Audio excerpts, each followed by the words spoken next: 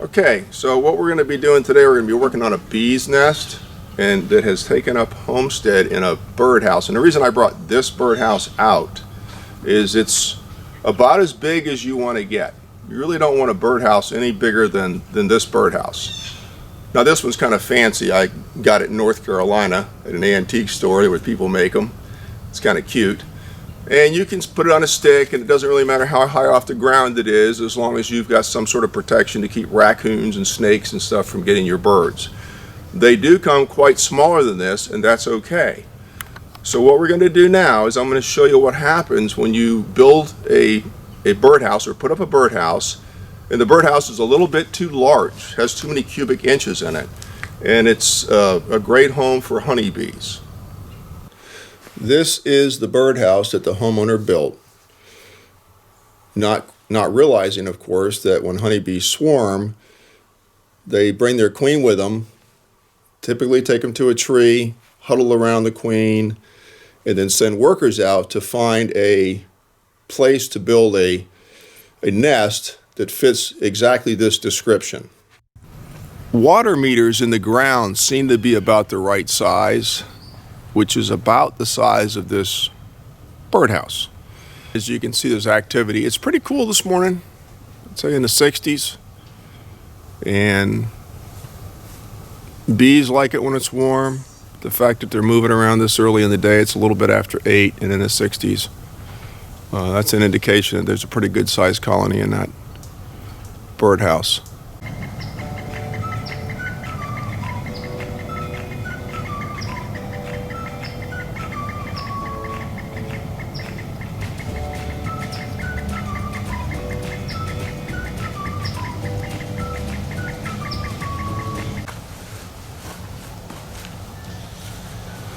Well, we're getting ready to put on our bee suit and go to work. This is Troy. He's his favorite part of his job. Right? That's right. All right, we want to put on the bee suit because we don't want to get attacked by a zillion bees. And in Florida, like in a lot of the country now, there are Africanized bees. There's absolutely no way for us to tell if they're Africanized or if they're not Africanized. In fact, there's no way for a scientist to tell unless they get them in a lab and really inspect them. It's pretty difficult. But their behavior pretty much tips us off. So in the beginning, we just assume that they're all Africanized. These bee suits protect us really well.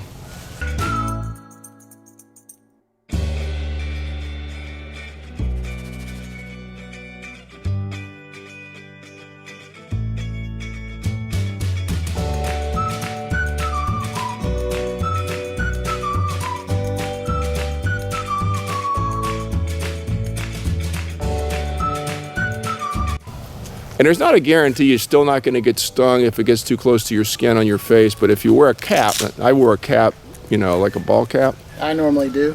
Yeah. And then that kind of keeps the, yeah, I'll grab that. That kind of keeps the suit from being pushed right up against your skin. Because if it's pushed right up against your skin, there is a possibility the bee's going to get through it and get you.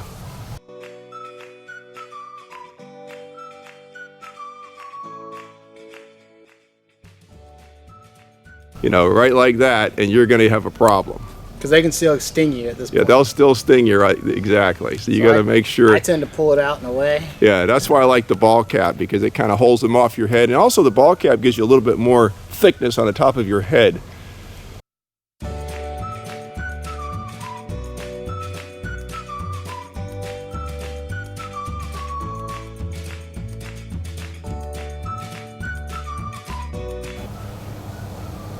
Okay, Troy's decided this time to use an electric pump, which doesn't really make a whole lot of noise, but it also doesn't have a whole lot of spray.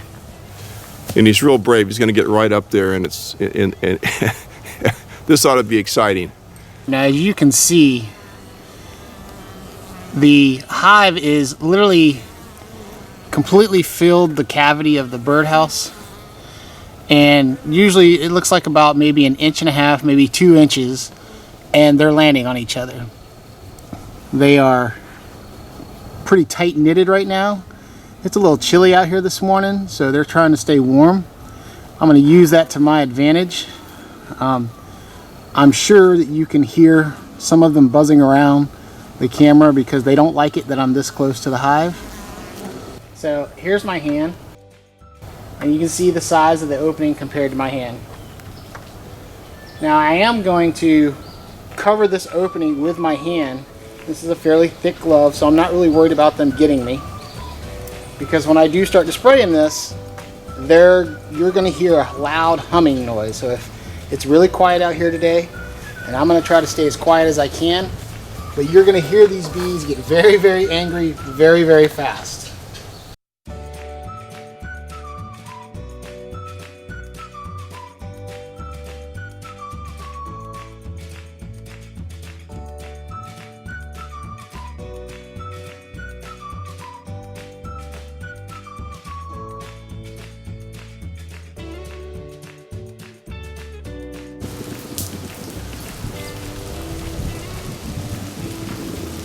Okay, now this is sometime later, I'm gonna say 10 minutes, and you'll see a lot of activity. And that's for two reasons. One is chemicals don't just kill honeybees instantly, they're pretty tough. And the other is a lot of honeybees are out foraging, and so they're coming back to find that their home's been basically destroyed. So it's not unusual to see bees, sometimes even 12, 15, 20 hours later in the next day. I tell people that when we do a bee service, give it 36 hours before you make a determination of whether or not it worked.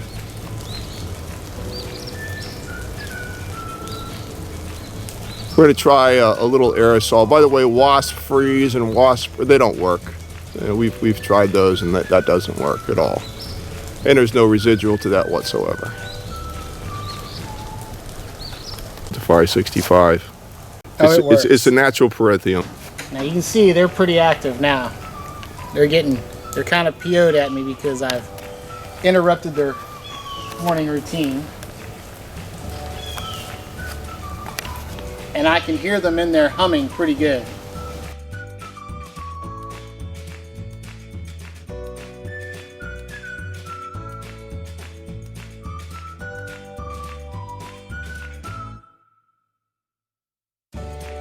Had a rag or something, I would plug this hole and leave it in there.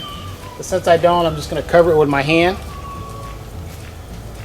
Yeah, they won't sting through those gloves. That's nice. Yeah, these gloves are good and thick.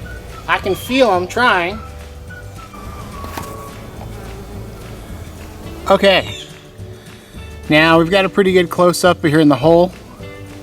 As you can see, those bees that are in there, they're dead. They're not moving. The 565, which is a natural perithymum, has killed them. You really don't hear a loud hum coming from the birdhouse, and you can actually see the honeycombs inside. Okay, now we do see a few bees flying around outside the hive, and those are actually just coming back to the hive, the ones that were outside when I started. Now if they go in and they come in contact with that product that's in there, they're going to die as well.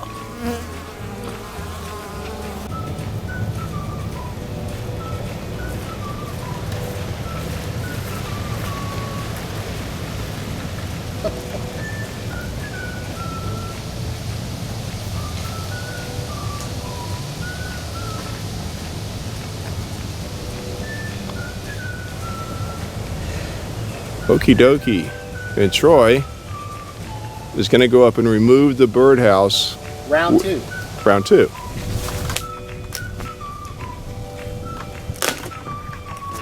Oh, this thing's heavy. Oh, that's heavy.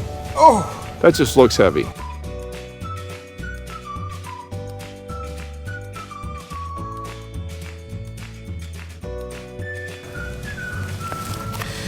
It's screwed in together, but... Is it? Whoa. Wow, it's too bad we ruined that with spray. But that's what happens.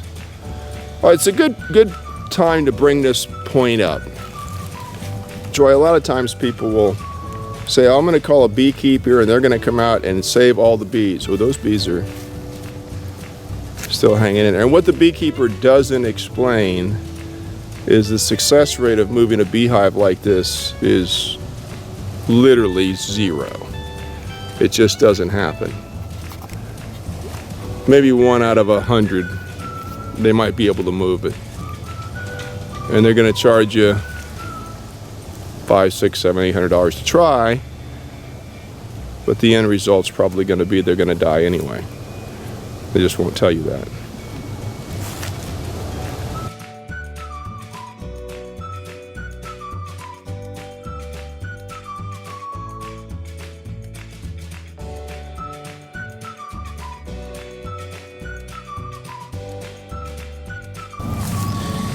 So, not sure if you can get a good shot or not.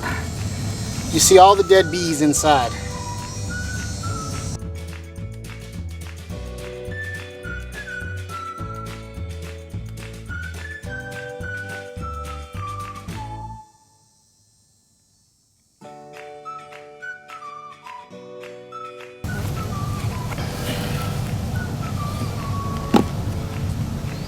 Literally,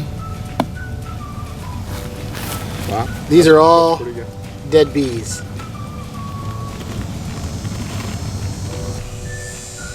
And these are all, this right here, these are larvae, new bees in the comb. They haven't come out yet.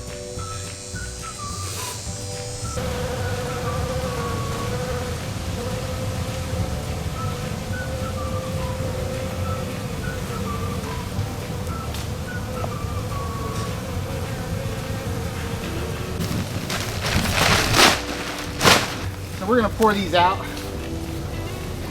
onto this piece of wood here so that we can actually see just how many bees were in there.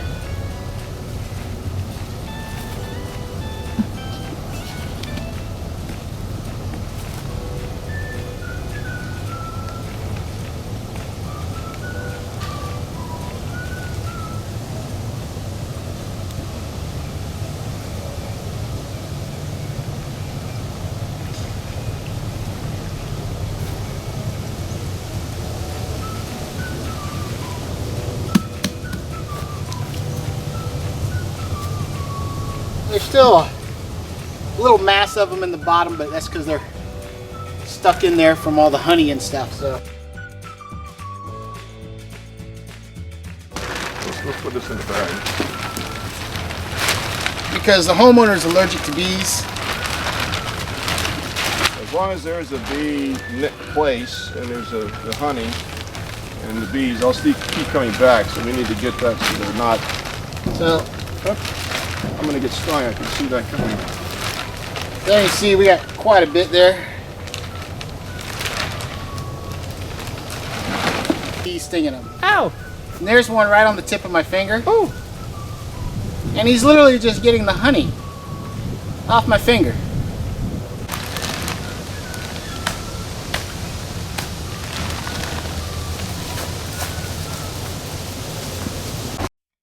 Wrapping up a great bee job. It was just a wonderful day. A lot of fun. Got rid of the bees, got rid of the beehive, gave the customer peace of mind, and kind of looking forward to the next bee job. So we'll be talking to you soon. Bye-bye.